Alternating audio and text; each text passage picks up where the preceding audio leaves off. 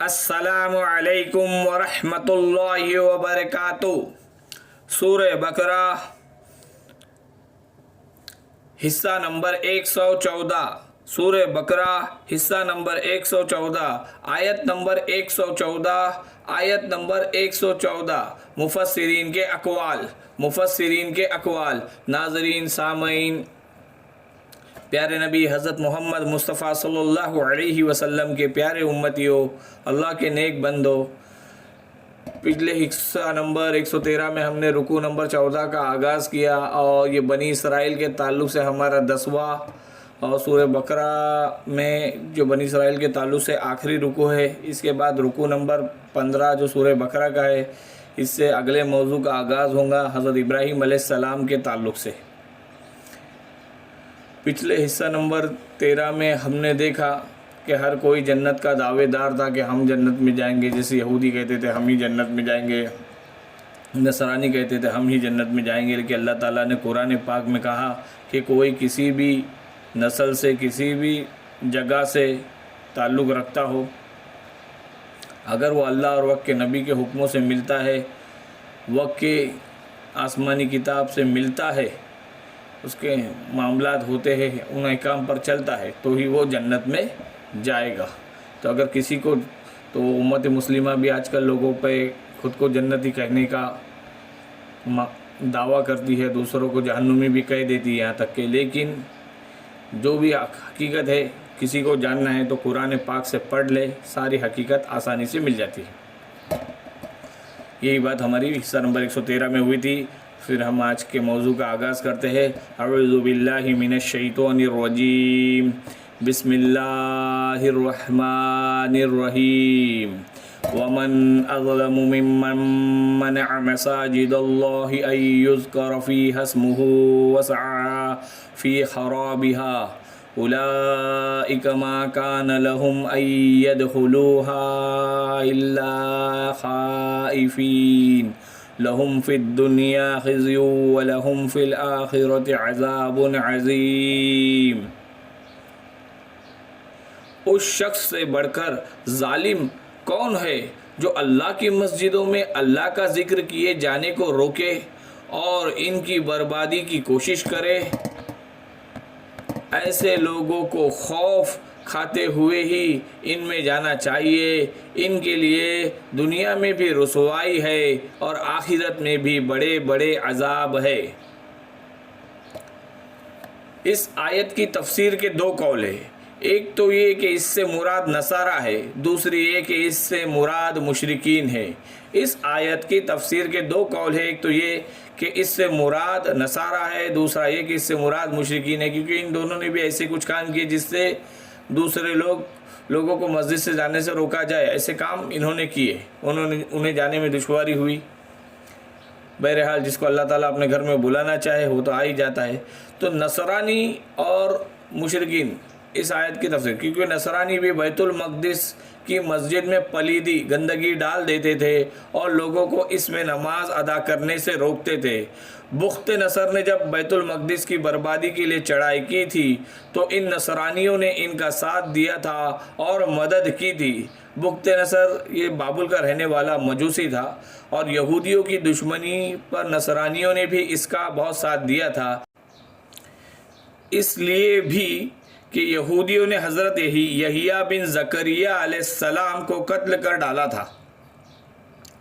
مشرکین نے بھی رسول اللہ صلی اللہ علیہ وسلم کو حدیبیہ والے سال کعبۃ اللہ سے روکا تھا، یہاں تک کہ ذی طوا میں آپ صلی اللہ علیہ وسلم کو قربانیاں دینا پڑی، اور مشرکین سے صلح کرنے کے بعد آپ صلی اللہ علیہ وسلم وہیں سے واپس مدینہ لوٹ گئے، حالانکہ یہ امن کی جگہ تھی۔ باپ اور بھائی کے قاتل کو بھی یہاں کوئی نہیں چھیڑتا تھا۔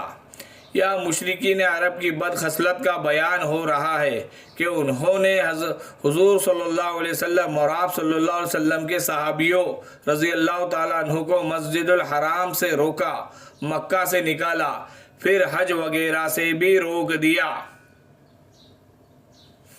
یہاں مشرکین عرب کی بد خصلت کا بیان ہو رہا ہے کہ انہوں نے حضور صلی اللہ علیہ وسلم اور آپ صلی اللہ علیہ وسلم کے صحابیوں کو مسجد الحرام سے روکا، مکہ سے نکالا، پھر حج وغیرہ سے بھی روک دیا۔ امام ابن جریر رحمۃ اللہ علیہ کا یہ فرمان ہے کہ مکہ والے بیت اللہ کی ویرانی میں کوشاں نہ تھے، یعنی کہ ایسی کوشش کرنے والے نہ تھے کہ بیت اللہ ویران ہو جائے، لیکن مسئلہ یہ تھا کہ رسول اللہ صلی اللہ علیہ وسلم اور صحابہ کو وہاں سے روکنے اور نکال دینے والے اور بیت اللہ میں بت بٹھا دینے سے بڑھ کر اس کی ویرانی اور کیا ہو سکتی ہے۔ خود قرآن میں موجود ہے کہ یہ مشرکین لوگ مسجد حرام سے روکتے ہیں اور مشرکوں سے اللہ کی مسجد آباد نہیں ہو سکتی۔ خود قرآن میں موجود ہے کہ یہ لوگ مسجد حرام سے روکتے ہیں اور مشرکوں سے اللہ کی مسجد آباد نہیں ہو سکتی، جو اپنے کفر کے خود گواہ ہے، جن کے اعمال غارت ہے، جو ہمیشہ کے لیے جہنمی ہے۔ مسجدوں کی آبادی ان لوگوں سے ہوتی ہی نہیں ہے جو اللہ پر اور قیامت کے دن پر ایمان رکھنے والے، نماز اور زکوٰۃ کے پابند اور صرف اللہ ہی سے ڈرنے والے ہیں۔ یہی لوگ راہ راست والے ہیں اور انہی سے مسجدوں کی آبادی ہوتی ہے۔ جو اللہ پر اور قیامت کے دن پر ایمان رکھنے والے اور نماز اور زکوٰۃ کے پابند اور صرف اللہ ہی سے ڈرنے والے ہیں، یہی لوگ راہ راست والے ہیں اور انہی سے مسجدوں کی آبادی ہوتی ہے، نہ کہ شرک کرنے والوں سے، نہ ہی مشرکوں سے مسجد آباد ہوتی ہے، ان کے اعمال غارت ہے۔ تو مسلمان ہستیاں جن سے مسجدوں کی آبادی کی حقیقی معنی میں ہے وہ ہی روک دیے گئے، تو مسجدوں کے اجاڑنے میں کون سی کمی رہ گئی؟ تو مسلمان ہستیاں جن سے مسجدوں کی آبادی کی حقیقی معنی میں ہے وہ ہی مسجدوں میں آنے سے روک دیے گئے، تو پھر مسجدوں کو اجاڑنے میں کون سی کمی رہ گئی؟ مسجدوں کی آبادی صرف ظاہری زیب و زینت، رنگ و روغن سے نہیں ہوتی، بلکہ اس میں ذکر اللہ ہونا، اس میں شریعت کا قائم رہنا اور شرک اور ظاہری میل کچیل سے پاک رکھنا، یہ مسجدوں کی حقیقی آبادی ہے۔ پھر آگے اللہ نے فرمایا کہ انہیں لائق نہیں کہ بے خوفی اور بے باکی کے ساتھ بیت اللہ میں نہ آنے دے، ہم تمہیں غالب کر دیں گے، اس وقت یہی کرنا۔ چنانچہ جب مکہ فتح ہو گیا، اگلے سال 9 ہجری اعلان کرا دیا کہ اس سال کے بعد حج میں کوئی مشرک نہ آنے پائے۔ پہلے مشرکوں نے نکالا تھا، ابھی اللہ تعالیٰ کی طرف مشرکوں پر پابندی لگ گئی، بینڈ لگ گیا کہ 9 ہجری میں اعلان کرا دیا کہ اس سال کے بعد حج میں کوئی مشرک نہ آنے پائے اور بیت اللہ شریف کا طواف کوئی ننگا ہو کر نہ کرے۔ جن لوگوں کے درمیان صلح کی کوئی مدت مقرر ہوئی وہ قائم ہے۔ پھر آگے اللہ نے فرمایا کہ انہیں لائق نہیں کہ بے خوفی اور بے باکی کے ساتھ بیت اللہ میں نہ آنے دے، ہم تمہیں غالب کر دیں گے، اس وقت یہی کرنا۔ چنانچہ جب مکہ فتح ہو گیا، اگلے سال 9 ہجری اعلان کرا دیا کہ اس سال کے بعد حج میں کوئی مشرک نہ آنے پائے اور بیت اللہ شریف کا کوئی ننگا ہو کر طواف نہ کرے۔ جن لوگوں کے درمیان صلح کی کوئی مدت مقرر ہوئی ہے وہ قائم ہے۔ زمانے اسلام سے پہلے جب یہودیوں نے حضرت یحییٰ علیہ السلام کو قتل کر ڈالا تو روم کے نصارہ نے ان سے انتقام لینے کی خاطر عراق کے ایک مجوسی بادشاہ سے مل کر اپنے بادشاہ تیتوس کی سرکردگی میں شام کے بنی اسرائیل پر حملہ کر کے ان کو قتل و غارت کیا اور تورات کے نسخے جلا ڈالے اور بیت المقدس میں نجاسات اور خنزیر ڈال دیے، اس کی عمارت کو خراب اور ویران کر دیا۔ بنی اسرائیل کی قوت شوکت کو بالکل پامال کر دیا، بنی اسرائیل کی قوت و شوکت کو بالکل پامال کر دیا، ختم کر دیا۔ حضرت صلی اللہ علیہ وسلم کے عہد مبارک تک بیت المقدس اسی طرح ویران و منہدم پڑا تھا۔ زمانے اسلام سے پہلے تو مسجد میں آنے سے روکنے کے لیے مشرکین کو بھی ذمہ دار بتایا جا رہا ہے اور اسی طرح نصارہ کو بھی بتایا جا رہا ہے۔ اور اسی طرح آج ہم یہودیوں کو بھی کہہ سکتے ہیں، کیونکہ وہ مسجد بیت المقدس میں جانے سے آج کل مسلمانوں کو روکتے، فلسطینیوں کے بہت برے حال کیے تھے انہوں نے۔ اور سلام ہے فلسطینیوں کی ہمت پر، جوان مردی پر، قائم رہنے پر، استقامت پر، کہ انہوں نے بہت ہی بہترین طریقے سے مقابلہ کیا ہے، ہر کئی سالوں سے وہ اس کام میں ہے، اور شہادت کے اللہ تعالیٰ کو بڑے بڑے نذرانے پیش کیے، بڑی بڑی قربانیاں پیش کی ہے۔ اللہ تعالیٰ ان کی قربانی کو قبول فرمائے اور انہیں اسلامی مشن کا ساتھی بنائے، اور اسلام کے طور طریقے سے لڑ کر کامیابی پانے والا بتائے۔ تو زمانے اسلام سے پہلے جب یہودیوں نے حضرت یحییٰ علیہ السلام کو قتل کر ڈالا، تو روم کے نصارہ نے ان سے انتقام لینے کی خاطر عراق کے ایک مجوسی بادشاہ سے مل کر اپنے بادشاہ تیتوس کی سرکردگی میں شام کے بنی اسرائیل پر حملہ کر کے ان کو قتل و غارت کیا، اور تورات کے نسخے جلا ڈالے، بیت المقدس میں نجاسات اور خنزیر ڈال دیے، اس کی عمارت کو خراب اور ویران کر دیا، بنی اسرائیل کی قوت و شوکت کو بالکل پامال و ختم کر دیا۔ حضرت صلی اللہ علیہ وسلم کے عہد مبارک تک بیت المقدس اس طرح ویران و منہدم پڑا رہا تھا۔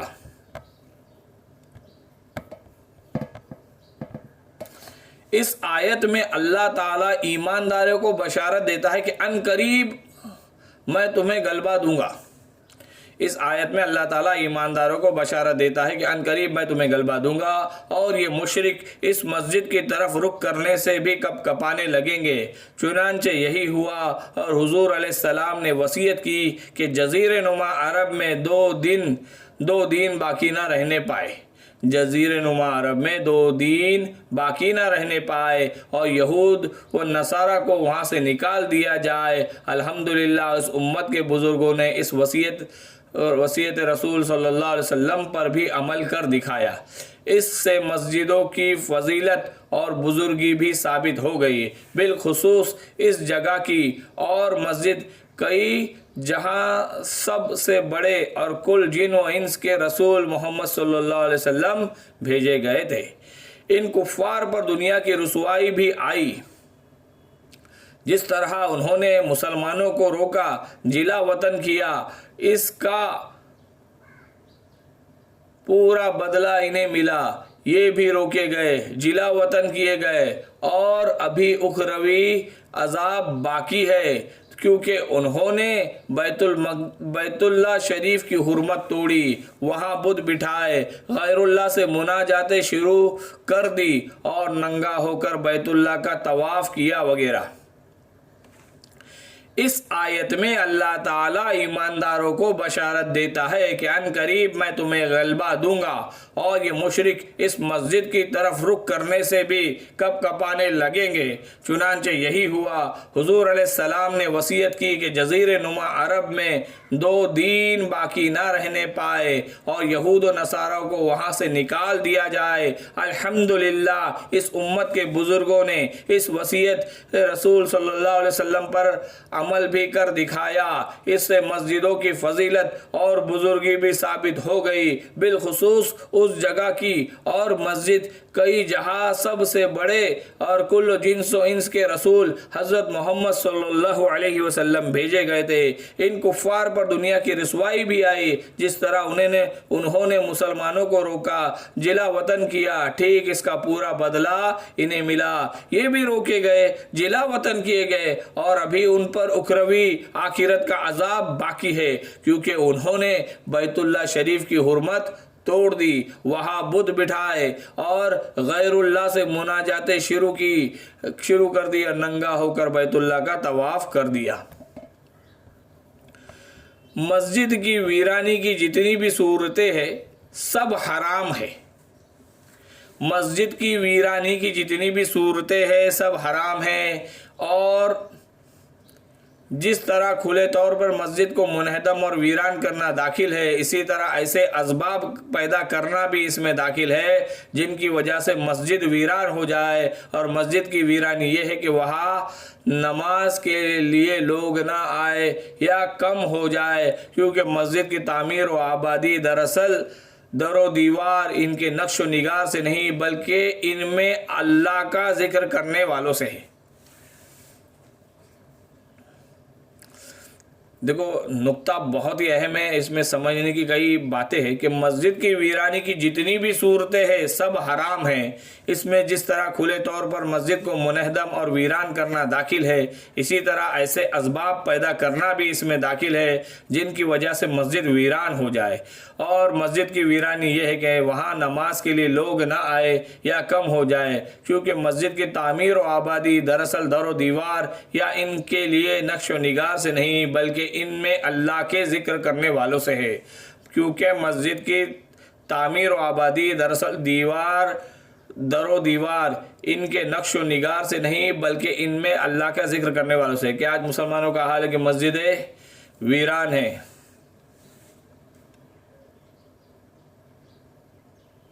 مسجدیں ویران ہیں، کیونکہ مسلمان نماز کے لیے ابھی وہی نہیں آتا۔ کہ سروے کیا گیا تو آج انڈیا میں مشکل سے 11% لوگ ہیں جو نماز ادا کرتے ہیں، پاکستان میں 10% ہے۔ حالانکہ پاکستان تو اسلامی ملک ہے، مسلمانوں کی ملک مانا جاتا ہے، اسلامی ملک مانا جاتا ہے۔ ہاں اسلام کے سارے قوانین وہاں حکومت کی طرف سے نافذ نہیں ہے، لیکن ہے تو مسلمانوں کا ملک۔ لیکن وہاں بھی 10% لوگ نماز پڑھ رہے ہیں، تو باقی 90% کا کیا حال ہے؟ اب اس میں بھی کیا ہوتا ہے کہ اتنے کم لوگ نماز کو آتے ہیں، اور پھر اس میں کئی لوگ ایسے ہوتے ہیں کہ ان کے معاملات بہت ہی خطرناک ہوتے ہیں۔ تو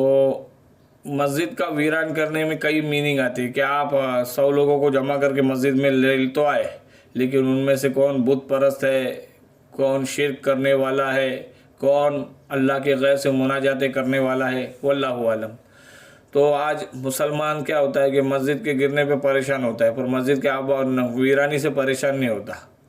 تو ہم مسجد کو ویران کرنے کی بھی ذمہ دار ہے۔ تو اور ایک بہت بڑا مسئلہ کیا ہے آج جو امت میں چلتا ہے کہ مسجد کا ٹرسٹی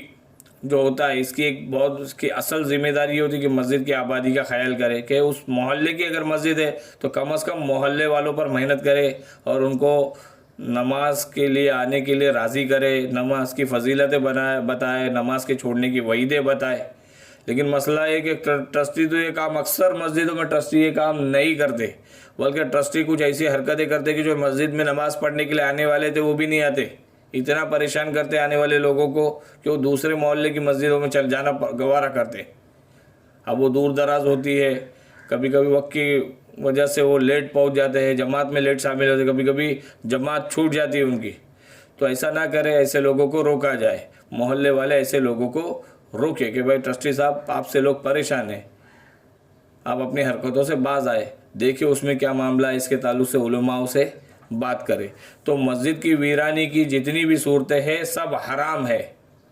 فیشن پرست دین سے تو کتنا دور ہے، قرآن ہی مکان میں ٹی وی ضرور ہے، مصروف اتنا کر دیا ذلت کے کام نے، مسجد خدا کا گھر ہے تیرے گھر کے سامنے، لیکن نماز پڑھنے کو آئے نہیں کبھی،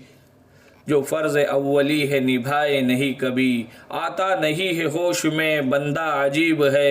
آتا نہیں ہے ہوش میں بندہ عجیب ہے، آثار کہہ رہے ہیں قیامت قریب ہے۔ تو ہم یہ قرب قیامت کے دور میں آ گئے ہیں، قیامت بہت ہی قریب ہے۔ اللہ تعالیٰ ایک ایک کر کے ایک ایک نشانیاں ظاہر کر رہے ہیں، ہمیں باز آنا چاہیے۔ ہوٹوں پہ نہیں اب ہے جہادوں کے ترانے، ہم ناچ میں ڈوبے ہیں میرے گھر میں ہے گانے، آباد ہمارے مکہ اور مسجد ویران، ہم کیسے مسلمان ہیں ہم کیسے مسلمان۔ تو ان چیزوں سے باز آنا چاہیے اور مسجد کی آبادی کا خیال کرنا چاہیے۔ اور صرف ٹرسٹی صاحب نے نہیں، ہم نے بھی کرنا چاہیے کہ ہمارے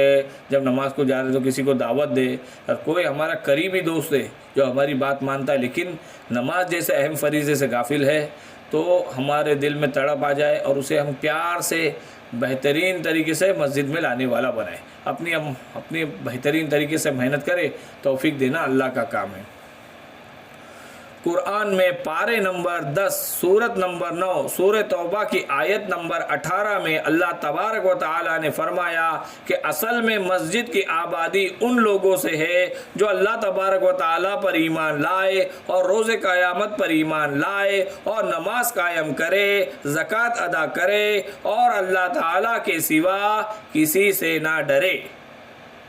قرآن میں پارے نمبر 10 سورت نمبر 9 سورہ توبہ کی آیت نمبر 18 میں ہے، اللہ تبارک و تعالی نے فرمایا کہ اصل میں مسجد کی آبادی ان لوگوں سے ہے جو اللہ تعالیٰ پر ایمان لائے اور روز قیامت پر ایمان لائے اور نماز قائم کرے، زکوٰۃ ادا کرے اور اللہ تعالیٰ کے سوا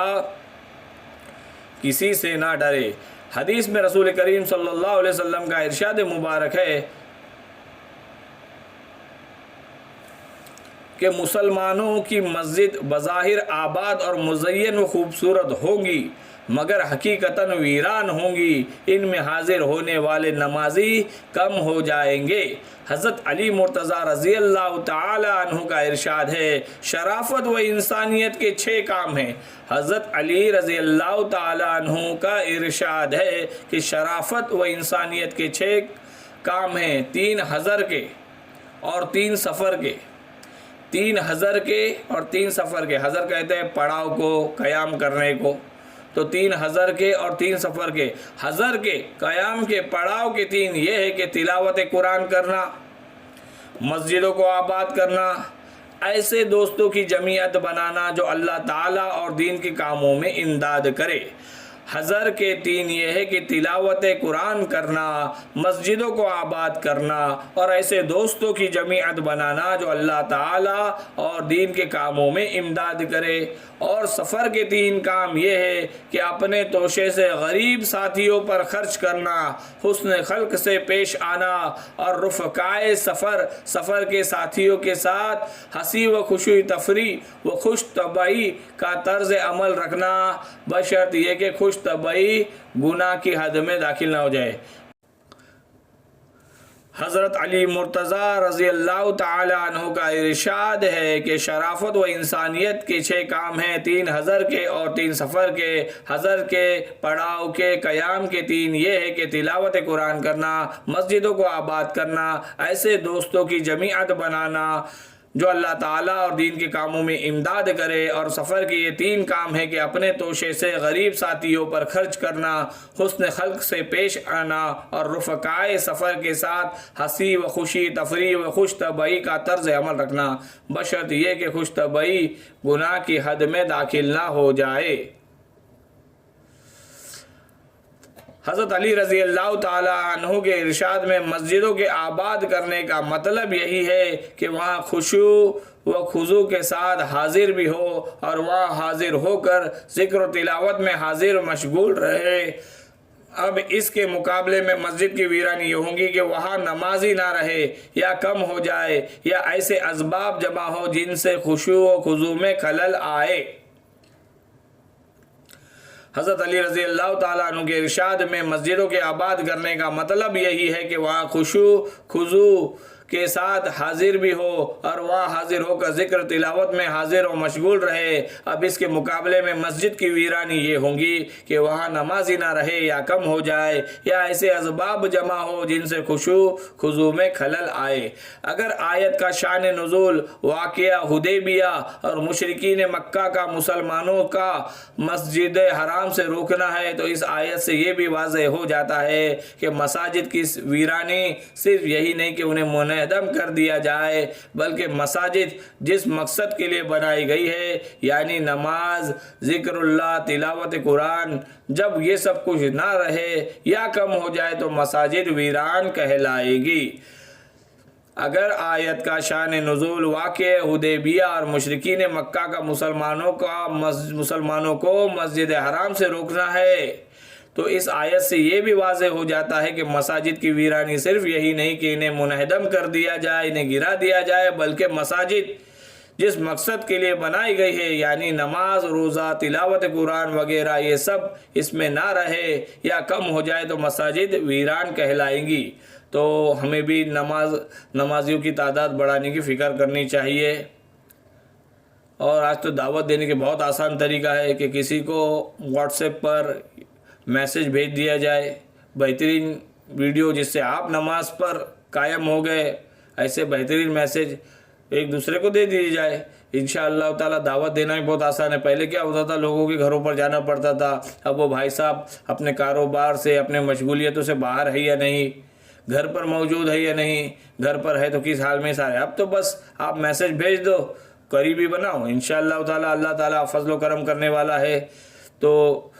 ہدایت دینا تو، اور دوسروں کو دعوت دینے سے ایک بات آسان ہو جاتی کہ ہمارا جانا اللہ تعالیٰ اور آسان کر دیتے، ہمیں اس کی ہدایت دیتے ہیں۔ تو اللہ تعالیٰ ہمیں کہنے سننے سے زیادہ عمل کرنے کی توفیق عطا فرمائے۔ پھر وہ نماز مسجد میں جانے والا بنے تو پھر اس پہ تلاوت قرآن وغیرہ ایک ایک چیز کی محنت کرے اور خود پر بھی محنت کرے۔ اللہ تعالیٰ ہمیں کہنے سننے سے زیادہ عمل کرنے کی توفیق عطا فرمائے، 5 وقت کا نمازی بنائے، تہجد گزار بنائے، اوابین کی نماز پڑھنے والا بنائے، چاشت کی نماز پڑھنے والا بنائے، صلاۃ تسبیح صلاۃ توبہ پڑھنے والا بنائے، نماز کو ہماری زندگی میں شامل فرمائے اور ہماری نماز کو خوبصورت بنائے، خشوع و خضوع والی نماز عطا فرمائے، اللہ تعالیٰ کو راضی کرنے والی نماز عطا فرمائے۔ اللہ نماز میں بہترین طریقے سے قرآن پاک پڑھنے کی توفیق عطا فرمائے، نماز میں دل کی حاضری کے ساتھ نماز ادا کرنے کی توفیق عطا فرمائے، اور ہمارے سجدوں کو مضبوط بنائے، ہمارے سجدوں کو خوبصورت بنائے، اور ہماری سیرت کو خوبصورت اور خوبصورت بنائے ہمیں، اور اللہ تعالیٰ بغیر حساب کتاب کی جنت میں داخل فرمائے، نبی اکرم صلی اللہ علیہ وسلم کے ہاتھوں جام کوثر پینا نصیب فرمائے، جنت الفردوس عطا فرمائے، نقد جنت میں داخل فرمائے، آمین ثم آمین ثم آمین، وآخر دعوانا ان الحمد للہ رب العالمین۔ السلام علیکم ورحمۃ اللہ وبرکاتہ۔